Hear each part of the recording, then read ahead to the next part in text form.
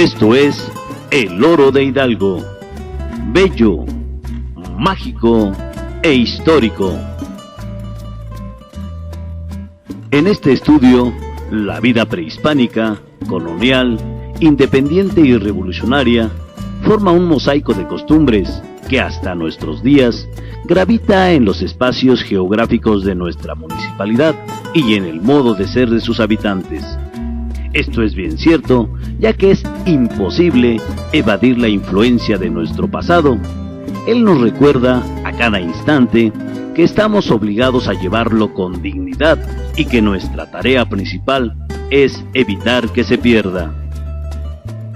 Sin duda, las raíces prehispánicas que viven aún en nuestro pueblo, las edificaciones hacendarias y religiosas que nos remiten a la época colonial e independiente, las huellas físicas de un pasado minero, la construcción de las casas y edificios de antes y de este siglo, así como las tradiciones religiosas y la historia oral que vive en los viejos como una secreta añoranza, nos revelan ante los demás como un pueblo con historia, un pueblo que lucha día a día en busca del bienestar de sus habitantes. El grupo más antiguo que llegó a la meseta central o Valle de México fue el grupo otomí. Su asentamiento ocupó la zona norte del Estado de México. Este grupo dio origen a los mazahuas y matlacincas. Probablemente hubo también influencia de los grupos purépechas de Michoacán. Así, los primeros grupos que poblaron el municipio fueron de origen mazahua. Descendientes de estos son los pueblos actuales de Tapasco, Endotejiare, Tultenango y Santiago Oxtempan, que ocupan la mayor parte del territorio. Incluso son pueblos que existen desde antes de la fundación de El Oro. La región mazahua, que se extiende desde Ixtlahuaca hasta los límites del estado de Michoacán, Hidalgo y Querétaro, fue conquistada por Axayacatl en 1480, en un intento por someter a los purépechas o tarascos. En ese entonces, los pueblos que hoy integran nuestro municipio pasaron a formar parte del Imperio Mexica. Al ser siempre una población dominada, los grupos mazahuas, junto con sus vecinos, no podían desarrollarse como los grandes imperios de aquella época. Sin embargo, compartían los mismos principios religiosos del Imperio Mexica, al grado de tener rituales y fiestas similares a los del mundo azteca. De la vida colonial, quedan como vestigios las capillas religiosas de los pueblos de La Magdalena, Tapasco y Santiago Oxtempan, así como las edificaciones de las haciendas que tuvieron vida hasta muy entrada la Revolución Mexicana. Entre ellas tenemos la de La Jordana, la de Venta del Aire, la de Tultenango y la Hacienda Vieja. La organización hacendaria se encargaba de explotar y controlar la producción agrícola, al tiempo que ejercía un dominio político, social y económico sobre los habitantes de la región. Todo ello debidamente respaldado por el poder que ejercía la Iglesia. Sin embargo, en plena región mazahua, donde las tierras son de pizarras arcillosas y donde aún habitan los Oxtempan, los de Tapasco, los de Tultenango y los de Endotejiare, allí, en las inmediaciones de terrenos montañosos, se erigió la Ranchería de Guadalupe, aproximadamente en el año de 1772. De esta ranchería surgiría más tarde el municipio de El Oro. Según datos del historiador Blas Moreno Escobar, existen dos versiones acerca de la fundación del municipio.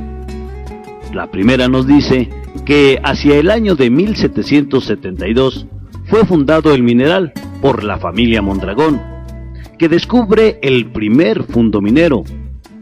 La segunda, que la población de El Oro fue fundada en el año de 1782 por unos misioneros jesuitas que venían de Michoacán rumbo a la Ciudad de México, y con el antecedente de que acababan de pasar por Tlalpujahua, probablemente alguno de ellos pensó que si aquel pueblo era un mineral y el oro presentaba signos de mineralización, sería probable que en dicho lugar se encontraran igualmente minerales, es decir, que esa ranchería, con una decena de casas pertenecientes a la vicaría fijada en Tapasco, dependiente a su vez del curato de Ixtlahuaca, comenzaría a cobrar importancia y a atraer mineros de todo el país. Más tarde, don José de Gálvez, marqués de Sonora y visitador del Virreinato de Nueva España, organizó a esta en 12 intendencias y 2 provincias. En el año de 1776, la ranchería de Guadalupe del Oro pasó a formar parte de la Intendencia de México. Asimismo, por cédula real promulgada por el virrey conde de Revillagigedo, a nombre de la monarquía española, eleva la ranchería de Guadalupe del Oro a la categoría de Real del Oro en 1793. Al mismo tiempo, le da la categoría de municipio y juzgado auxiliar, dependiente del distrito de Ixtlahuaca, con sus 4 pueblos a saber: Tapasco, Santiago Oxtempan, Penta del Aire y Tultenango. Al año siguiente, en 1794, adquirió diputación territorial en minería. En 1827 se promulgó la primera Constitución Política del Estado. En su artículo 4 se especificaba que la entidad quedaba dividida en 8 prefecturas. El Oro pasó a pertenecer así a la prefectura de Toluca, partido de Ixtlahuaca. Ya en 1836, al dejar de tener un carácter federal la República y convertirse en centralista, los estados pasaron a ser departamentos y las prefecturas distritos. El Oro perteneció al distrito de Toluca. El Oro se erige como municipio libre y soberano el 14 de abril de 1851. Posteriormente, en 1870, durante el gobierno de Mariano Riva Palacio, en el artículo 4 constitucional, se estableció que el territorio del estado comprendía 11 distritos y 6 municipalidades. El Oro perteneció al distrito de Ixtlahuaca. Siendo gobernador el general José Vicente Villada, el Congreso del Estado decretó en abril de 1901 la erección del municipio de El Oro como distrito judicial. Al año siguiente, el 15 de octubre de 1902, el municipio se erigió en distrito político, judicial y rentístico. Su nombre sería El Oro de Hidalgo y comprendería las municipalidades de El Oro, Temascalcingo, Atlacomulco y Acambay, de las que sería su cabecera. Después de este recorrido histórico tan necesario, cabe mencionar a manera de anécdota que don Ignacio Rayón, nativo de Tlalpujahua, presentó en 1828 a la Diputación Minera de Real del Oro la denuncia de una mina situada en la cañada de Cucha, ubicada entre los cerros Somera y Tlacotepec. Esta mina había tenido varios dueños y a la sazón se encontraba abandonada. Siéndole otorgada la denuncia, la llamó La Esperanza y se dedicó un tiempo a las labores de minero hasta su fallecimiento el 2 de febrero de 1832.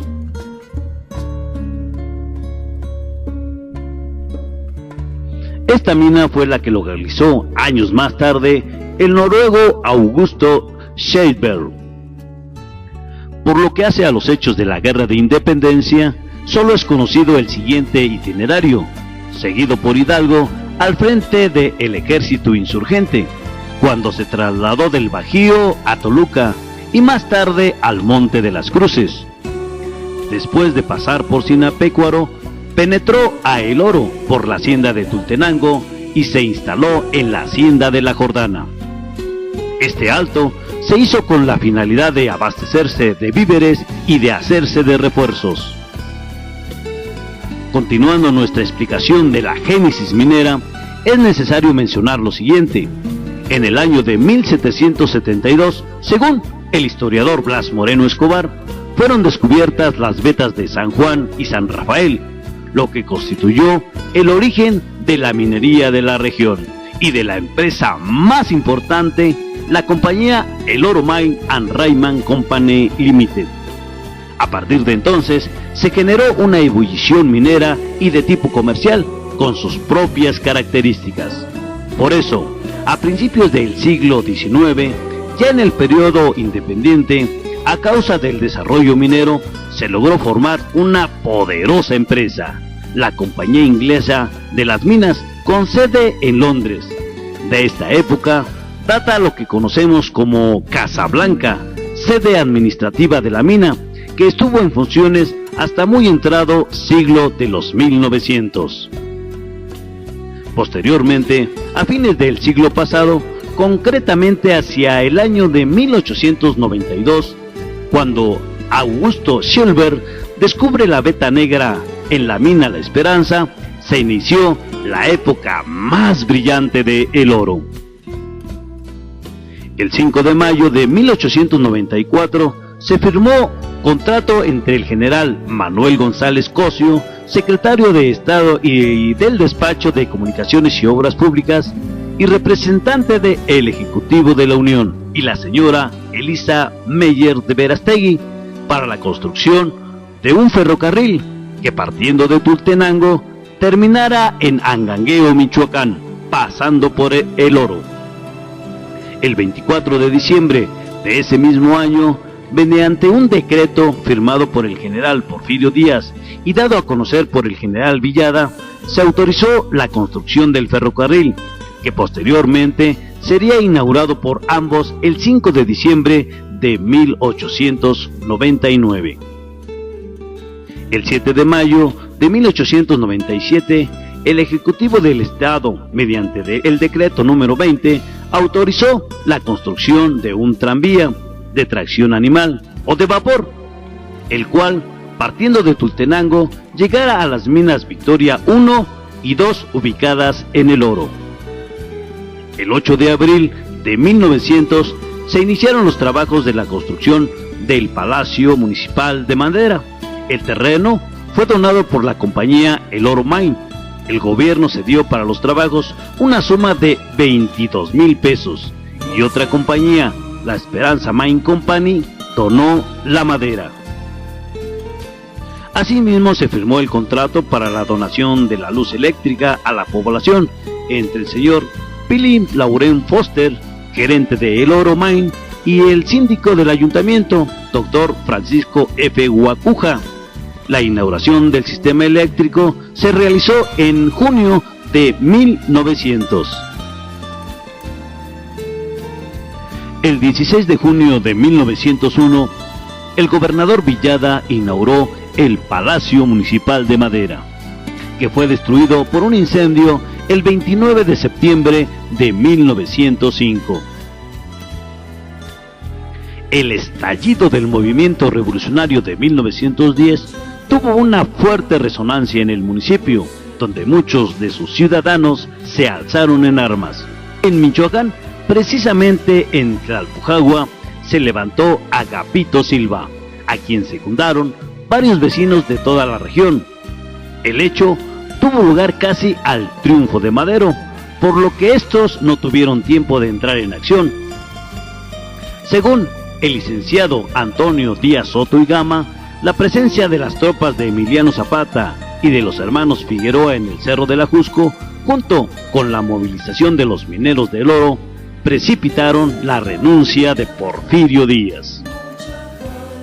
Uno de los simpatizantes más destacados del movimiento de la región fue el ingeniero José de Jesús Reynoso, que después fue el representante de los mineros de El Oro en el Congreso Constituyente de 1917. En 1912, específicamente el 28 de septiembre, Genovevo de la O pidió al coronel Telésforo Gamboa la rendición de la Plaza del Oro, que naturalmente fue rechazada. Por las circunstancias que atravesaba el país, el Oro no se escapó de ser un escenario más de los hechos revolucionarios. Así, hacia 1914, pasaron por la cabecera municipal las fuerzas del general Lucio Blanco, que sumaban los 18,000 hombres y causaron un verdadero estrago en las reservas alimenticias de la población. En febrero de 1915 hicieron su aparición las fuerzas de Emiliano Zapata, comandadas por el general Inocencio Quintanilla, mismas que fueron atacadas por una fuerza constitucionalista que llegó al lugar al mando del coronel Ladislao Rivera, originario del vecino pueblo de Contepec. Por el mismo año, Joaquín Amaró, que comandaba fuerzas constitucionalistas, se enfrentó a los zapatistas que ocupaban el Oro. Como resultado de esta escaramuza, fueron fusilados y sepultados en el atrio de la iglesia más de 300 zapatistas. Aparte de las pérdidas sufridas en otras partes de la población, esta fue la mayor pérdida de zapatistas en la localidad. Por otra parte, los sindicatos, una vez agrupados a partir de 1917, conmemoraban el día 1 de mayo con un desfile de 8,000 mineros, lo que se hizo hasta el cierre de las minas que se dio en 1926 con la compañía El Oro Mine. En este mismo año se cerraron las concesionarias de las minas La Esperanza, Tiro México y Tiro Norte, argumentando no ser costeable por la explotación minera y la baja ley del metal.